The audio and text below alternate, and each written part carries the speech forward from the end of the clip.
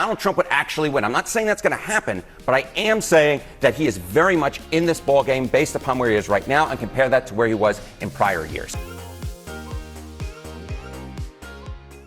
Are you listening to me? Are you there? Listen, I know that I was out sick yesterday, and I had to miss the Thursday show last week, too. I've been under the weather. I've been sick. But I've been seeing what a lot of you have been saying on social media. I've been reading the comments in a lot of our videos. I've been sensing dread. I've been sensing some level of black pill amongst you all. That you suddenly think, oh, that's it. The cake is baked and the script is written and it's completely rigged and they're going to steal it and we're going to lose and the country's going to go down the toilet and there's no chance. Are you kidding me? Are you there? Hey, stop it. Stop it. We'll have none of that here. What is the matter with you? Have you seen the guy who's the Republican nominee for president right now? You know, the guy with a hole in his ear from a bullet that almost shattered his skull a month ago? You know, that guy with the blood streaked down his face, lifting up his fist and encouraging you to fight. Have you decided you're not going to fight? Really? Why? Because of Tim Walz? Because of folksy tampon Tim? What has happened? Stop it. Stop with the black pill. No matter what you're seeing out there, first of all, it's not even September yet. You have no idea what's going to play out between now and election season, number one. Number two, I tried to plan and prepare you for all of this. Do we need to pull back the show? We'll find what show it was several months ago when I said that Joe Biden was not going to be the nominee, that Kamala Harris was going to be the nominee. I had predicted that Biden would step down from the presidency itself and Kamala Harris would run as a transcendent figure, the first female black president we've ever had. That still might happen, by the way. I told you that she was going to enjoy this unbelievable media orgy and this honeymoon that will make any honeymoon you've seen of a newly elected president look like, you know, a day at Niagara Falls. I told you this was going to happen. You should have been prepared for it. This is fine. You need to keep focusing on what matters in this election. You need to keep focusing on what we can do. And by the way, given the again, I'll say it, orgy of positive, you know, orgasmic coverage of Kamala Harris, take a look at this analysis of the recent polls because it actually hasn't done much in the grand scheme of things. I want to take a step back and sort of point out we've kind of been here before. So August 13th, how far were the polls off in Michigan, Pennsylvania, in Wisconsin? And this is in 2016 and 2020. Trump was estimated both times around and by significant margins. Take a look here. In 2016, the average poll in those states that I mentioned, those Great Lake battleground states, Trump was underestimated by 9 points on average at this point in 2016. How about 2020? It wasn't a one-off. Look at this. He was underestimated by 5 points on average. And of course, Kamala Harris's advantage in those New York Times Siena College polls were 4 points in each of these key battleground states, Michigan, Pennsylvania, Wisconsin. The bottom line is this. If you have any idea, if you're a Kamala Harris fan and you want to rip open the champagne bottle, pop that cork, do not do it. Donald Trump is very much in this race. If we have a polling shift like we've seen in prior years from now until the final result, Donald Trump would actually win. I'm not saying that's going to happen, but I am saying that he is very much in this ballgame based upon where he is right now, and compare that to where he was in prior years. We certainly heard the Harris campaign saying we have to keep fighting. Absolutely. This is definitely not over. All right. There's a little bit more of this, but you just heard my conversation with you where I said, stop with, you know, get off the ledge. Stop being black-pilled.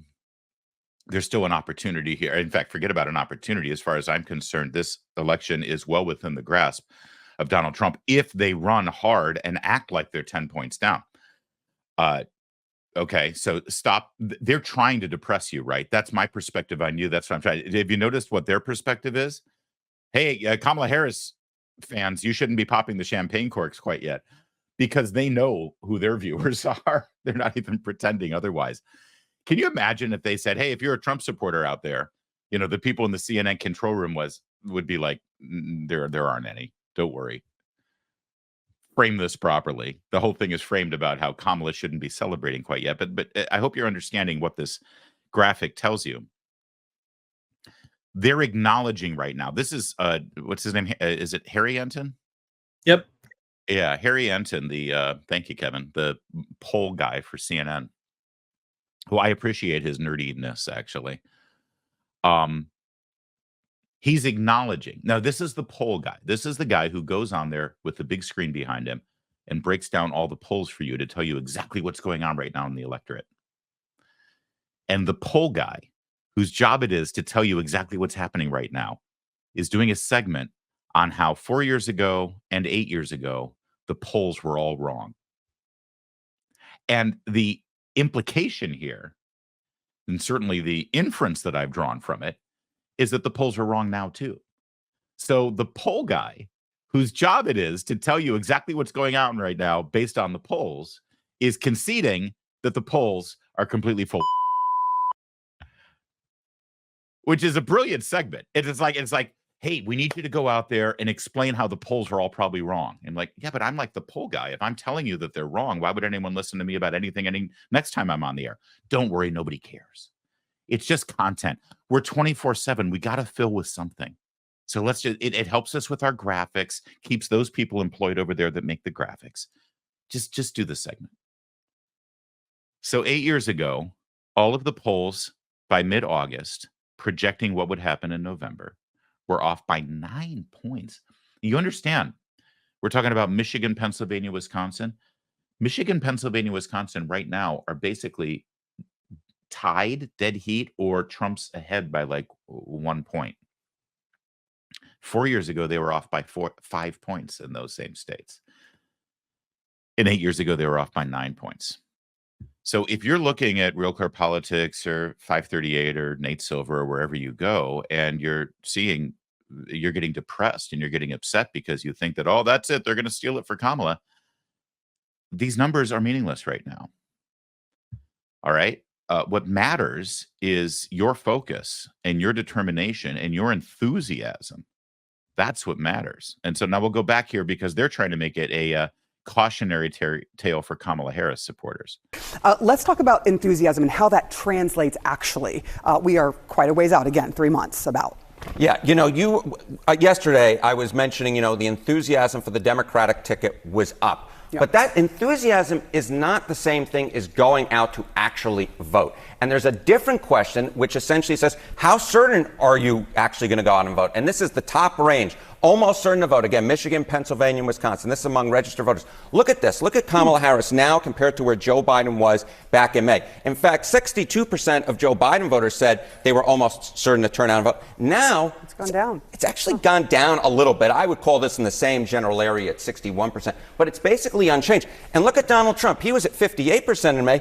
He's actually gone up a little bit now. He's at 60% now. Again, basically no real change. So the bottom line here is, yes, there may be more enthusiasm for Kamala Harris, but the fact is we're not seeing that necessarily translate in the almost certain vote. And one little other note, Sarah, I will note this. Donald Trump is more popular today than he was on August 13th in either 2020 or 2016. So the bottom line is, yes, Kamala Harris is doing better in the polls, but there's a long way to go. The polls can shift. The almost certain to vote hasn't actually shifted, and Donald Trump is more popular than he was at either 2016 or 2020 at this point. Those are interesting data points, Harry Enten. Thank you so much. Thank you. Do you feel better now? Do you? You better. Snap out of it. We got no time for this. Come on, grow up. We're conservatives. We don't play that game. You stay focused. What, you want the media to give you a shoulder rub and suddenly make you feel good about things? They don't do that. It's us against the world. You know that. But the good news is we're us and we've got each other. All right. You want one more segment to make you feel a little bit better? All right. I got one more for you. This one was on MSNBC of all places, because the conventional wisdom is that Kamala Harris is energizing young voters. Kamala Harris is energizing voters of color. Kamala Harris is energizing all of this groundswell of voters who were sort of bored and tired and not interested in coming out for Joe Biden, but boy, they're ready to come out for Kamala Harris. Really? Well, let's dive into the numbers a little bit. With young people, is there any data on that? So what's interesting is that young voters and also ended up black voters didn't change all that much between where Biden was in Pennsylvania in July and where Harris is now. Independents did move in Harris's direction. Let me tell you what's happening right now. If any of these polls are tightening, and you can do this analysis yourself, you don't have to just trust me. It's really easy to find this data. Go to Real Clear Politics and always look at the five-way race, okay?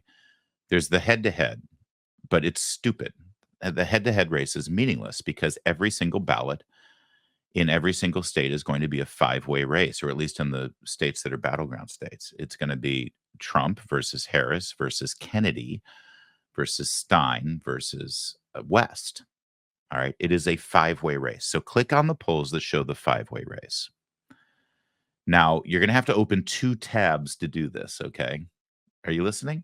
I need you to do this because you need to inform yourself. I respect you enough to get this data and this information for yourself. Don't rely on the gatekeepers at the corporate media. All right. You can do this. Open up two tabs. One of them is going to be Trump-Harris five-way. The other one's going to be Trump-Biden five-way. Okay. Sadly, Real Clear Politics separates them out. I wish, and Tom Bevan, if you're watching, I know you do sometimes.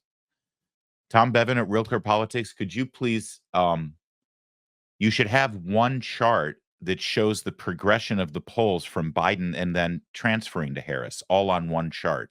So we don't have to look at two different charts. Because really it's the Democrat versus it's whoever the Democrat nominee is, you know. Anyway, you look at it. And if you look at Trump support, Biden support, Trump support, Harris support in the five-way race, leading right up until, what was it, the second week of July or the third week of July? It was the 21st, wasn't it, when Biden stepped out? You're going to see that Trump support is exactly the same. You may be wondering yourselves, like, why suddenly is Kamala Harris doing better in some of these states? Who are these Trump supporters that weren't going to vote for Biden, but they were going to vote for Trump, and then suddenly they changed their mind when Kamala Harris? Is there any person alive who was like, well, I was going to vote for Trump, but now that Kamala Harris is an option, I'm going to vote for Kamala? No, that human being does not exist. Okay? Sorry. I'd be glad to meet that person, but it's unfathomable to me that anyone has a brain that operates that way. I'm full on MAGA. Trump's my guy. Oh, Kamala Harris is an option? Oh, to hell with that then. Now, here's what's happened. She's gotten Kennedy voters. That's what's happened. That's what's happened.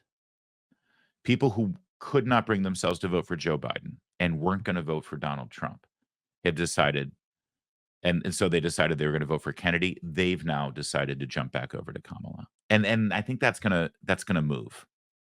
And if Trump were smart, see, I think Trump should do an event with Robert F. Kennedy Jr. Like the same thing that he did with Musk. The two of them should just have it. He said, hey, we're not going to have a debate.